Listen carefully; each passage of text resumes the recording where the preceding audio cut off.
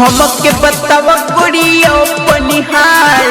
भइल लाल तोहर गोरे गोरे गाल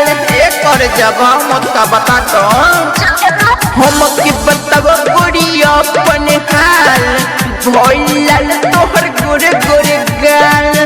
लगे थोड़ा पल चली कोनो बीली पतली कमरिया के नोट भइल ढीली बातार बने दिल्ली दे पर ठोके किल्ली बातार बने दिल्ली दे पर ठोके किल्ली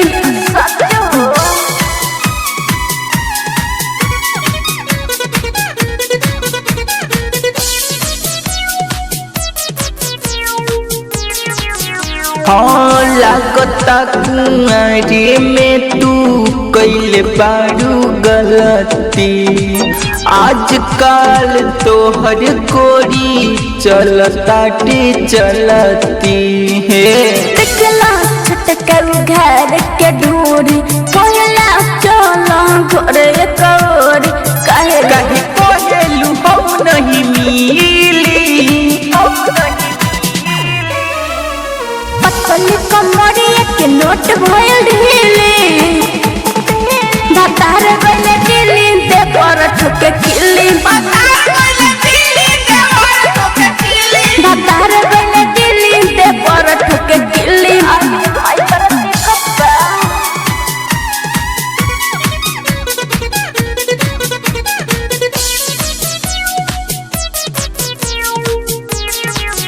हाँ पहले से बिगड़ल तोहर लागता में जाल हो तोह के पटवले लागे राइटर जैसी लाल हो बोलू ते तोर दिन दिल बसा जा ले भारत भर भतर बल माजा कब